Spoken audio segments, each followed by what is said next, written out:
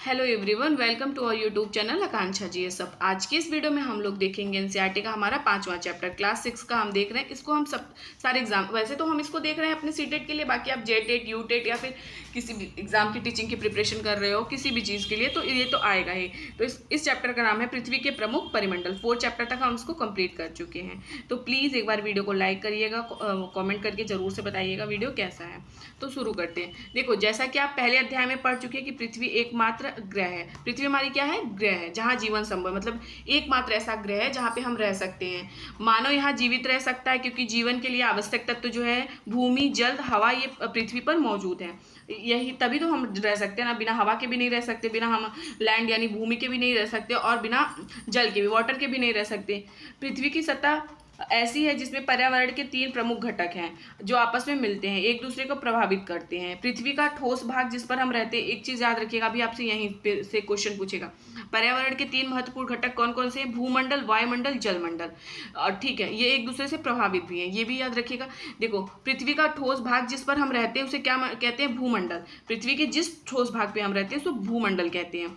अगला है गैस की परत जो पृथ्वी को चारों ओर से घेरती है। ये लाइन कई बार आ चुका है, अब मैं आपको प्रीवियस ईयर कराऊंगी तो दिखा दूंगी। जो पृथ्वी के चारों ओर घेरती है उसे उसे हम क्या कहते हैं? वायुमंडल कहते हैं। अगला है जहां ऑक्सीजन, नाइट्रोजन, कार्बन डाइऑक्साइड तथा दूसरी गैसें पाई जाती हैं। पृथ्वी के बहुत बड़े भाग पर जल पाया जाता है जिसे हम जलमंडल कहते हैं। पृथ्वी के बहुत बड़े भाग पे जल पाया जाता है, तभी तो हम इसे नीला ग्रह कहते हैं, इसे जलमंडल कहते हैं। जलमंडल में जल की सभी अवस्थाएं जैसे कि बर्फ, जल, वाष्प सम्मिलित हैं। जीवमंडल एक सीमित क्षेत्र। जीवमंडल क्या है? एक सीमित क्षेत्र जहां स्थल, जल, हवा एक साथ मिलते हैं, सभी प्रकार के जीवन पाए। आपसे पूछेगा जीवमंडल के अंतर्गत क्या क्या आते हैं, तो भूमंडल, वायुमंडल, जलमंडल, ये तीनों आते हैं। अगला हम शुरू करते हैं, हमारा है भूमंडल। भूमंडल क्या है?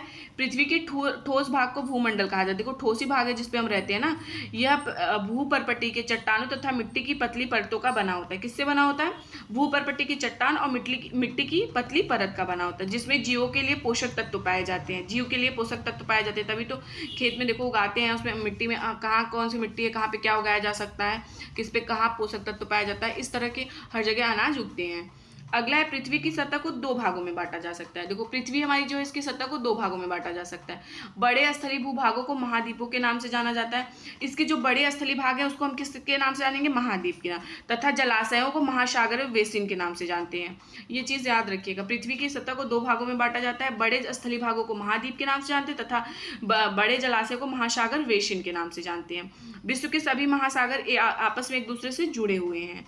विश्व के मानचित्र को देखिए उस तथा सभी स्थलीय भूभाग एक दूसरे से आपस में जुड़े हुए हैं। समुद्र जल का देखो, समुद्र जल का तल सभी जगह समान होता है। स्थल की ऊंचाई को समुद्र तल से मापा जा सकता है। एक चीज याद रखिएगा, समुद्र जल का तल सभी जगह समान होता है। स्थल की ऊंचाई से समुद्र तल से मापा जाता है। ठीक है, स्थल की ऊंचाई को समुद्र तल से मापा जाता है, जिसे शून्य माना जाता है, और मापते टाइम इसको क्या मानेंगे? शून्य मानेंगे।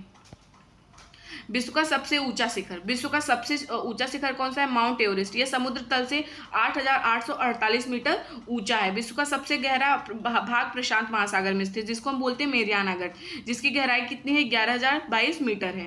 क्या आपने कभी कल्पना की कि समुद्र की गहराई पृथ्वी के सबसे ऊंचे भाग से इतनी अधिक भी हो सकती है?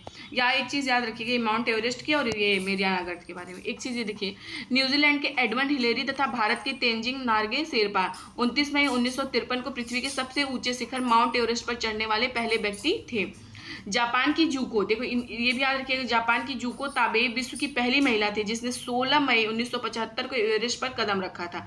बछेंद्री पाल भारत की पहली महिला है जिसने 23 मई 1984 को एवरेस्ट पर अपना कदम रखा था। ये इंपॉर्टेंट है, याद रखिएगा। अगला है महाद्वीप, से यहाँ से शुरू होता है। पृथ्वी पर 7 प्रमुख महाद्वीप हैं। पृथ्वी पर हमारे कितने प्रमुख महाद्वीप हैं? 7। ये विस्तृत जल राशि के द्वारा एक दूसरे से अलग है, मतलब कि अलग, मान लो यहाँ ये महाद्वीप है, एशिया, यूरोप, सबका अपना अलग अलग है ना, तो बटा हुआ है। ये महाद्वीप है, देखो, एशिया सबसे बड़ा है, फिर यूरोप, अफ्रीका, उत्तर अमेरिका, दक्षिण अमेरिका, ऑस्ट्रेलिया तथा अंटार्कटिका आता है। ठीक है, ये सारे आते हैं, एशिया, यूरोप, अफ्रीका, उत्तर अमेरिका, दक्षिण अमेरिका, ऑस्ट्रेलिया तथा अंटार्कटिका आते हैं। स्थल का बहुत बड़ा भाग उत्तरी गोलार्ध में पाया जाता है। देखो स्थल का बहुत बड़ा भाग कहाँ पाया जाता है? उत्तरी गोलार्ध में। एशिया के बारे में देखते हैं हम अपने। एशिया विश्व का सबसे बड़ा महाद्वीप है। देखो एशिया जो है हमारा विश्व का सबसे बड़ा महाद्वीप है। यह पृथ्वी के कुल क्षेत्रफल के 1/3 भाग में फैला हुआ है। मतलब पृथ्वी है और उसके एक मतलब पृथ्वी का क्षेत्रफल से कंपेयर करेंगे तो उसके 1/3 भागों में फैला हुआ है। ये महाद्वीप पूर्वी गोलार्ध में स्थित है। आपसे पूछ सकता है ना एशिया कहाँ पे स्थित है? तो पूर्वी गोलार्ध में स्थित है। कर्क रेखा पर इस महाद्वीप को होकर गुजरती है। देखो कर्क रेखा पे यह मान लो एशिया महाद्वीप है, इससे होकर गुजरती है। एशिया के पश्चिम में यूराल पर्वत है। एशिया के पश्चिम में क्या है? एशिया समझ लो ये है, इसके पश्चिम में कौन सा है? यूराल पर्वत। एशिया के पश्चिम में यूराल पर्वत है जो इसे यूरोप से अलग करता है, इसीलिए इसको यूरेशिया बोलते हैं। याद रखिएगा एशिया और यूरोप को कौन अलग करता है? यूराल पर्वत। इसको हम क्या बोलते हैं? यूरेशिया। याद रखिएगा यूरेशिया कहते हैं। अब आता है हमारा यूरोप। यूरोप एशिया से बहुत छोटा है। इस महाद्वीप एशिया के पश्चिम में, यह महाद्वीप एशिया के पश्चिम में, अभी हमने देखा आर्कटिक वृत्त इससे होकर गुजरता है। आर्कटिक वृत्त कहाँ से होकर गुजरता है? यूरोप से। यह 3 तरफ से जल से घिरा हुआ है। 3 तरफ से जल से घिरा, मान लो ये हमारा यूरोप हो गया, ये इधर से जल से घिरा हुआ है। अगला है अफ्रीका। अफ्रीका एशिया के बाद विश्व का दूसरा सबसे बड़ा महाद्वीप है। अफ्रीका जो है एशिया के बाद दूसरा सबसे बड़ा महाद्वीप है। यहाँ से क्वेश्चन हर बार आता है। विषुवत वृत्त यानी 0 डिग्री लाइन अच्छा जो होता है इस महाद्वीप के लगभग भाग से गुजरता है, मध्य से होकर गुजरता है। ये 0 डिग्री यानी हमारा इक्वेटर, जिसको हम अक्षांश भी बोलते हैं, इससे होकर गुजरता है। अफ्रीका का बहुत बड़ा भाग उत्तरी गोलार्ध में है। कहाँ पे है? उत्तरी गोलार्ध में है। ठीक है, बहुत बड़ा भाग। यह चित्र 5.1 को भी हम आपको दिखाएंगे कि यह एक ऐसा महाद्वीप है जिससे होकर, एक चीज यहाँ से हमेशा पूछता है कि कौन सा ऐसा महाद्वीप है। हर क्वेश्चन जीके में भी आप किसी भी एग्जाम की तैयारी करते हो क्वेश्चन आता है कि ऐसा कौन सा महाद्वीप है जिससे तीनों रेखाएं गुजरती हैं। तो कौन सी? कर्क रेखा, विषुवत रेखा, मकर रेखा, तीनों रेखाएं अफ्रीका महाद्वीप से होकर गुजरती हैं। सहारा का रेगिस्तान। विश्व का सबसे बड़ा गर्म रेगिस्तान कौन सा है? सहारा, जो कि अफ्रीका में स्थित है। यह महाद्वीप के चारों तरफ से समुद्र और महासागरों से घिरा है। यह महाद्वीप जो है, मान लो ये अफ्रीका है, चारों तरफ से किससे घिरा हुआ है? समुद्र और महासागर से घिरा हुआ है। इसकी एक चीज और याद रखिएगा, विश्व की सबसे लंबी नदी जिसे नील नदी कहते हैं या फिर हम नाइल रिवर भी कहते हैं, ये भी अफ्रीका से होकर गुजरती है। अफ्रीका का मानचित्र देखिए तथा बताइए कर्क रेखा, मकर रेखा तथा विषुवत वृत्त किन किन भागों से होकर गुजरती है। आता है फिर उत्तर अमेरिका। यह विश्व का तीसरा सबसे बड़ा महाद्वीप है। यह विश्व का तीसरा सबसे बड़ा महाद्वीप है। यह दक्षिण अमेरिका के एक सक्रिय स्थल से जुड़ा हुआ है जिसे पनामा जल संधि कहते हैं। आपसे ये पूछ लेगा उत्तर और दक्षिण अमेरिका को कौन जोड़ता है? तो पनामा जल संधि जोड़ता है, सॉरी स्थल संधि जोड़ता है, यानी स्थल स्थल को जोड़ता है तो स्थल संधि। अगर जल जल से जोड़ता है तो जल संधि। जैसे कि भारत हो गया, और भारत और हमारा यहाँ भारत हो गया और श्रीलंका हो गया, इसको कौन सी जल संधि जोड़ती है? आप कॉमेंट बॉक्स में जरूर से बताइएगा। कहा जाता है यह महाद्वीप पूरी तरह से उत्तरी एवं पश्चिमी गोलार्ध में स्थित है। ये उत्तरी और पश्चिमी गोलार्ध में स्थित है। यह महाद्वीप तीनों महासागरों से घिरा हुआ है। क्या आप इन महासागरों का नाम बता सकते हैं? किन मतलब 3 महासागर से घिरा हुआ है, कौन कौन सा? आप इसका नाम जरूर से बताइएगा। अगला आता है दक्षिण अमेरिका। दक्षिण अमेरिका का अधिकांश भाग दक्षिणी गोलार्ध में स्थित है। इसके पूर्व एवं पश्चिम में कौन से 2 महासागर स्थित है? आप इसको बताइएगा मैप देख के।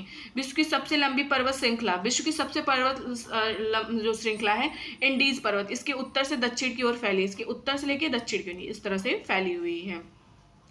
दक्षिण अमेरिका में विश्व की सबसे बड़ी नदी अमेजन बहती है। लंबी और बड़ी नदी में कंफ्यूज नहीं होना है। सबसे लंबी नदी कौन सी है? नाइल रिवर यानी नील नदी। और सबसे बड़ी कौन सी है? अमेजन। ठीक है। अब आता है ऑस्ट्रेलिया। ऑस्ट्रेलिया से भी बहुत बार क्वेश्चन पूछता है, बहुत ही ज्यादा। ऑस्ट्रेलिया विश्व का सबसे छोटा महाद्वीप है जो पूरी तरह से दक्षिणी गोलार्ध में स्थित है। यह चारों तरफ से महासागर और समुद्रों से घिरा है। देखो विश्व का सबसे छोटा महाद्वीप है जो कि पूरी तरह से दक्षिणी गोलार्ध में स्थित है और यह चारों तरफ से महासागर तथा समुद्रों से घिरा है। यहाँ से क्या पूछेगा आपसे?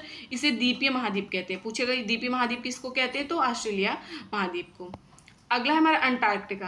अंटार्कटिका एक बहुत बड़ा महाद्वीप है जो दक्षिणी गोलार्ध में स्थित है। अंटार्कटिका जो है एक बहुत बड़ा महाद्वीप है जो कि किस में स्थित है? दक्षिणी गोलार्ध में स्थित है।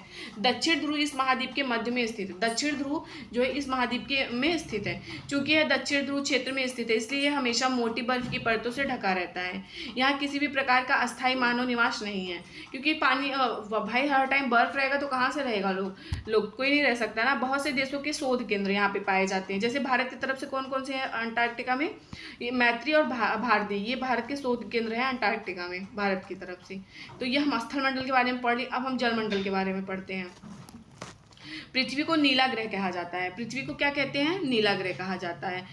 पृथ्वी का 71% भाग जल तथा 29% भाग स्थल है। मतलब पृथ्वी मान लो ये है, ये हमारा समझ लो 71% सिर्फ वाटर है, इसमें ब्लू कलर कर दीजिएगा।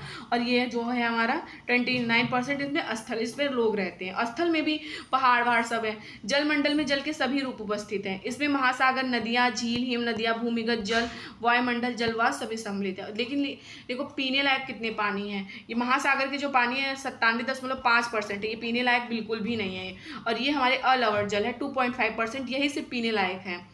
पृथ्वी पर पाए जाने वाले 97% से अधिक भाग महासागरों में पाया जाता है। वह इतना अधिक खारा होता है कि पीने मतलब कि बहुत ही ज़्यादा पीने लायक नहीं होता है, मानव की उपयोग में नहीं आ सकता है। ये शेष जल का बहुत बड़ा भाग बर्फ की परतों और हिमालय तथा भूमिगत जल के रूप में पाया जाता है। जल का बहुत कम भाग अलवण जल के रूप में है, जो मतलब अलवण जल मतलब जिसको हम पी सकते हैं, जो मनुष्य के इस्तेमाल में आता है। इसके नाम से स्पष्ट होता है अलवण मतलब जिसमें क्या कहते हैं, लवण ना हो, जिसमें खारापन ना हो या फिर नमक ना हो।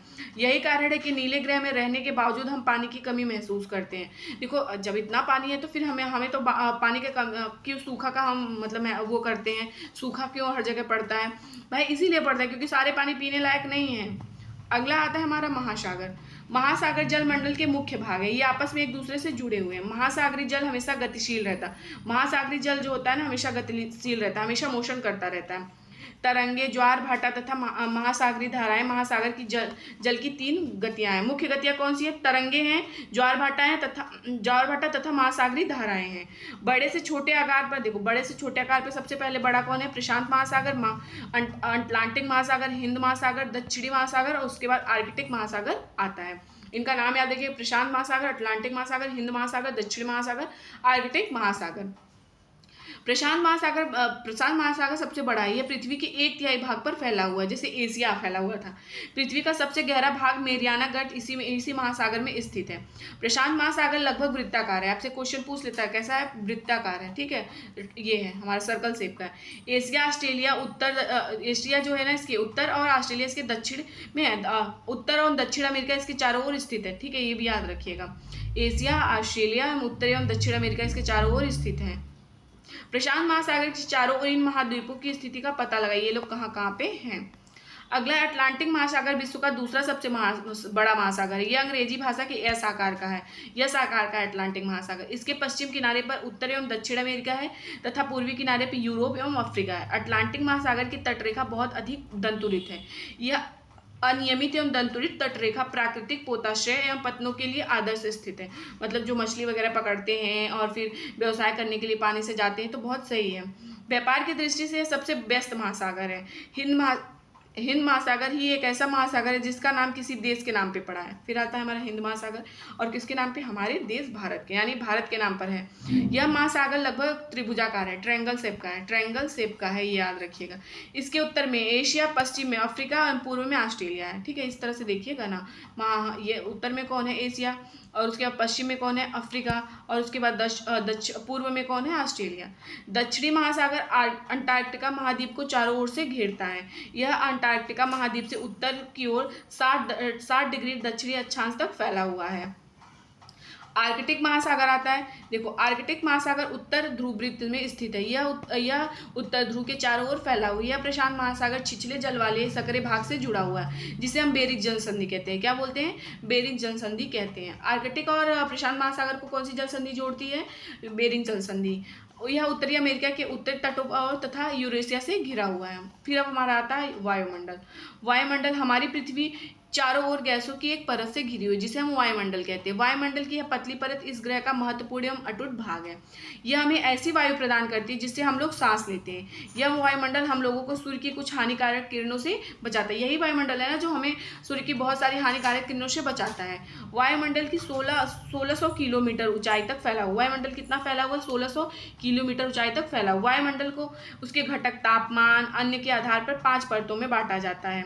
5 परत क्षोभ मंडल, समताप मंडल, मध्य मंडल, आयन मंडल, बहिर्मंडल है। इसके मंडलों का नाम याद रखिएगा, क्षोभ मंडल, समताप मंडल, मध्य मंडल, आयन मंडल और बहिर्मंडल। आप क्वेश्चन उठा के देखेंगे ना, सबसे ज़्यादा ज्योग्राफी से क्वेश्चंस आते हैं। वायुमंडल मुख्यतः ऑक्सीजन एवं नाइट्रोजन का बना है, जो कि साफ तथा शुष्क हवा का 99%। आपसे एक क्वेश्चन पूछ लेगा कि वायुमंडल किससे बना, ऑक्सीजन और नाइट्रोजन से। नाइट्रोजन कितना परसेंट पाया जाता है और ऑक्सीजन कितना परसेंट पाया जाता है, तो 78% हमारा नाइट्रोजन पाया जाता है और फिर 21% हमारा ऑक्सीजन पाया जाता है। बाकी दूसरी अन्य गैसें 1% पाई जाती है, जैसे कार्बन डाइऑक्साइड, ऑर्गन हो गई, ये सारी 1% पाई जाती है। ऑक्सीजन सांस लेने के लिए आवश्यक है। ऑक्सीजन तो हमारे लिए बहुत इंपॉर्टेंट है सांस लेने के लिए, जबकि नाइट्रोजन प्राणियों की वृद्धि के लिए आवश्यक है। कार्बन डाइऑक्साइड यद्यपि बहुत कम मात्रा में, लेकिन यह पृथ्वी के द्वारा छोड़ी गई ऊष्मा को अवशोषित करती है, अवशोषित करती है, मतलब कि सोख लेती है, जिससे पृथ्वी गर्म रहती है। यह पौधों की वृद्धि के लिए भी आवश्यक है। कौन? Carbon dioxide. ऊंचाई, देखो ऊंचाई के साथ वायुमंडल के घनत्व में भिन्नता आती है। यह घनत्व समुद्री तल पर सबसे अधिक होता है। जैसे जैसे हम ऊपर की ओर जाते हैं तेजी के साथ घटता जाता है। जैसे आप जानते हैं, देखो भाई, हम जैसे जैसे किसी ऊंचे पे चढ़ते हैं तो हम सांस फूलने लगता है ना। जानते हैं कि पहाड़ों पर पर्वतारोही को हवा के घनत्व में कमी होने के कारण सांस लेने में कठिनाई होती है। इसी वजह से तो वो अपने साथ ऑक्सीजन की सिलेंडर लेके जाते हैं ना, क्योंकि जैसे जैसे ऊपर चढ़ते जाएंगे वो जो होती है ऑक्सीजन लेवल कम होता जाता है। जैसे आप लद्दाख में देख लो, ऊंचे पे बसा हुआ है। जैसे जैसे हम ऊपर की ओर जाते हैं तापमान भी घटता जाता है। वायुमंडल पृथ्वी पर दबाव डालता है। वायुमंडल किस पे दबाव डालता है? पृथ्वी पर दबाव डालता है।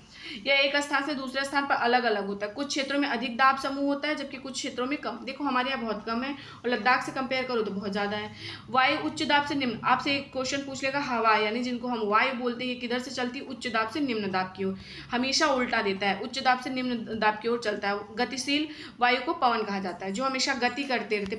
नॉर्मल आपसे पूछेगा पवन किसको कहते हैं, तो जो हमेशा मोशन करते हैं, इस तरह गति करते रहते, बहते रहते हैं, उसको हम पवन कहते हैं।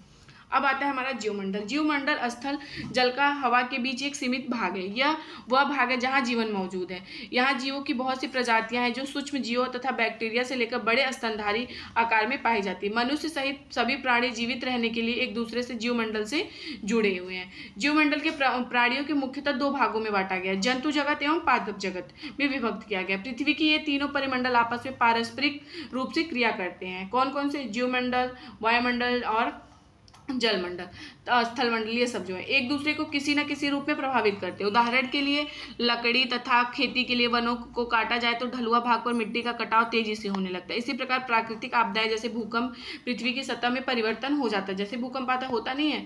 हाल ही में सुनामी के कारण अंडमान और निकोबार द्वीप समूह के कुछ भाग पानी में डूब गया।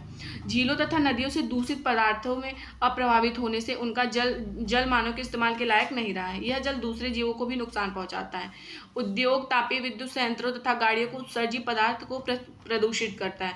कार्बन डाइऑक्साइड वायु का एक महत्वपूर्ण घटक है, लेकिन कार्बन डाइऑक्साइड की मात्रा में वृद्धि के कारण पृथ्वी के तापमान में वृद्धि हो रही है। आप लोग तापमान तो इस बार गर्मी में देख ही लिए हैं और अभी भी देख ही रहे हैं। इसे भूमंडलीय तापन कहा जाता है।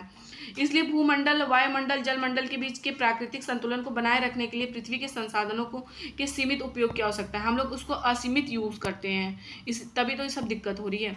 तो हमारा ये चैप्टर समाप्त होता है। अगर आपको नोट्स लेना होगा तो 49 रुपीज़ में आपको हिस्ट्री, ज्योग्राफी, पॉलिटी सारे कुछ मिल जाएंगे 49 रुपीज़ में। आप ज़रूर से कमेंट बॉक्स में जो नंबर है उस पर मैसेज करिएगा, व्हाट्सएप पे मैं आपको वो शेयर कर दूंगी। और नोट्स अगर आप इंग्लिश में लेना चाहते हो तो इंग्लिश में भी है। तो प्लीज़ वीडियो को लाइक करिएगा, चैनल को शेयर, सब्सक्राइब करिएगा। Thank you.